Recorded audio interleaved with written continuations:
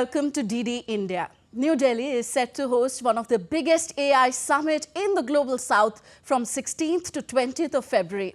We all know artificial intelligence, AI, stands at the threshold of fundamentally reshaping human civilization, pushing the boundaries of what we can achieve through AI. And to help us understand all that, we have with us PJ Narayanan, professor at the International Institute of Information Technology, Hyderabad, and he's also been the former director of the institute from 2013 to 2025.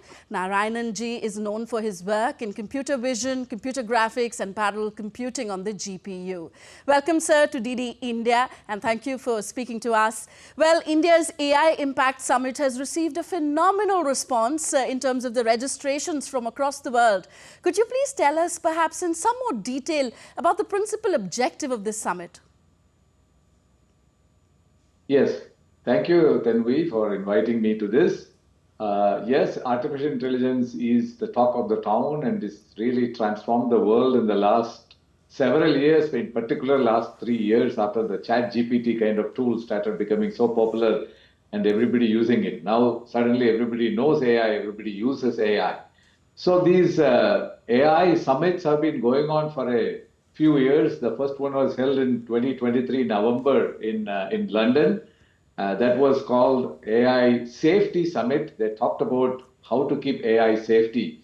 The next big one was held, there was one held in 2024 in Seoul, South Korea. And then a third one was held in Paris about a year ago. It was on AI Action Summit, how to get AI into action. And India is proud to host the third or fourth in that series of AI summits. And we have selected AI Impact as the theme.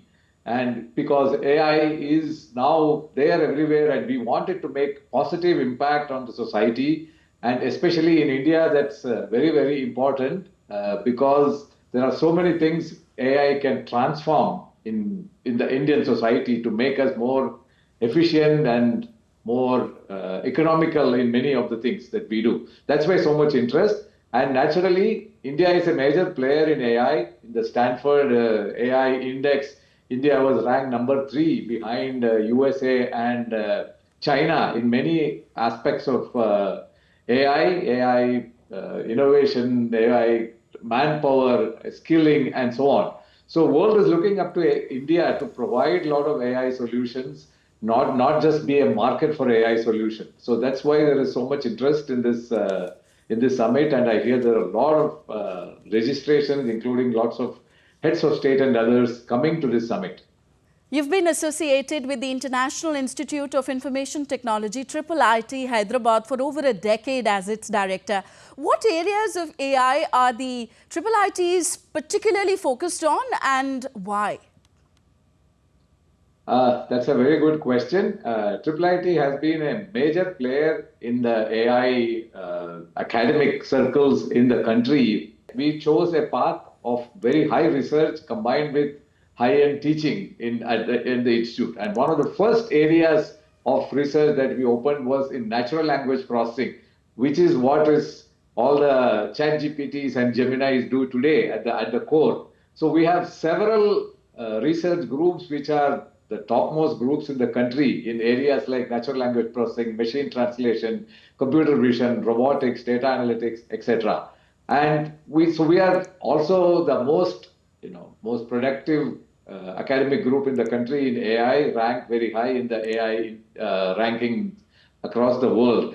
We focus on these areas, academic areas that I mentioned, like natural language processing, machine translation, speech processing, computer vision, etc. But in the last few years, we have also been focusing on how our expertise, our strength in AI can be used for real solution to real problems in the society. So this is typically called translational research, or sometimes called research translation. So we have a couple of centers in the institute now which focus on research translation. Some of the solutions we developed, IIIT and I have developed together, has been deployed in, say, Nagpur city for road safety to reduce traffic accidents. In Telangana highways to, again, similarly, we monitor the roads, the drivers and the driving, and see how the situation can be improved, how proactive engagements can be made to reduce accident. Similarly, in healthcare, we work with several hospitals especially in Hyderabad, on working on solutions that really benefit the people. So this has been a focus area because I think any technology should touch the society deeply. Only then they become worthy of really promoting. So AI is now come a long way. It is in a state where it can address several problems in India or anywhere in the world, especially the resource poor countries like India or the global south. So that's been a major focus in the last few years for us. What could you tell us about the kind of support the government of India is giving in the field of AI and what more perhaps could be done? Yeah, government of India has been very proactive in supporting AI. The AI mission started recently and has been supporting different activities. Even before that, the mission on national mission on ICPS. ICPS has AI as a core component in it, and many of our hubs, including our own, works on data analytics or AI or natural language processing, etc., on related areas. And so research funding, academic research funding or translational research funding has been very forthcoming from the government of India through multiple agencies, DST, MIT and other agencies out there.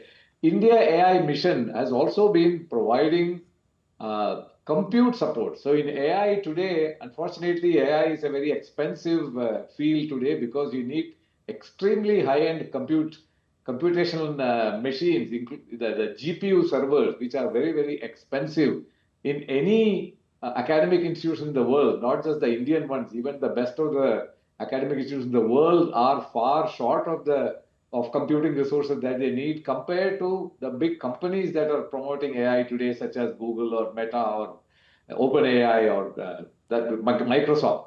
So compute access is a very critical enabling element.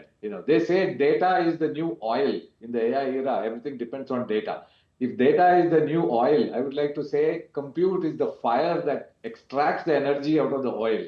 And India AI has been contracting GPUs from multiple regular compute vendors in the country. And today, the last count I heard, 30,000 GPUs are available for the India AI missions. The way they do it is they give a highly subsidized rate for startups, research groups, and academia so that they can do their work. All right. Sir, what are the primary challenges and also the opportunities for India in the field of AI? Yeah, that's a very good question. One of the major opportunities in AI in India comes from our population. We are now the largest, the most populous country in the world, and that means we have people not just for AI skilling, AI skilled people to develop the future AI, but also people who generate all kinds of data.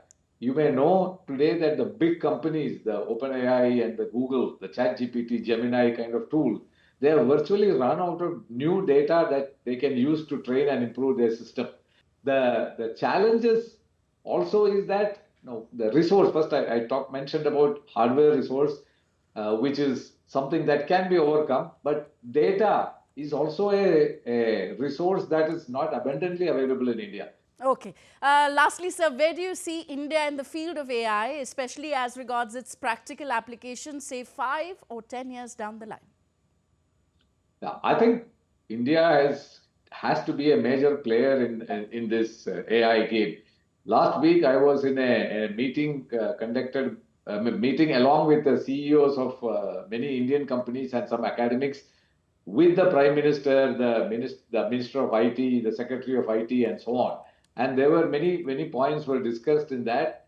One of the points that the Prime Minister mentioned is that India did very well in exploiting the IT manpower to be a software development powerhouse back in 90s, whenever the IT revolution started. In AI, you can do even better. In software, we were still a service provider. Only in the last few years, we have been seeing software products developed from here or startups coming out of here. In AI, we should definitely not be just the background developers or just the market for the other companies. we should be the service provider, the providers of solution, AI solution that is taken to the world. In fact, the Prime Minister, what he said is, we should take India to the world through AI, because some of these AI tools can take India to the world, and that should be our focus. And he appealed to the IT industry present there to make it a priority to ensure we remain dominant in the AI area. And there are a lot of countries in the what is called the global south, the not so resource heavy countries. They are all looking up to India for not just to providing solution, but also the leadership in this space. And I think this is an opportunity that we should grab very strongly. Okay. One hopes that India AI Impact Summit 2026 brings together all stakeholders from 30 plus countries to bring responsible intelligence at the forefront of discussions. Thank you very much, PJ Narayanan ji, for taking out the time for us and giving us your insights and analysis on the future development of AI in our country. Thank you for being with us on DD India. Thank you, Taneja, for inviting me. Bye. Thank you, sir.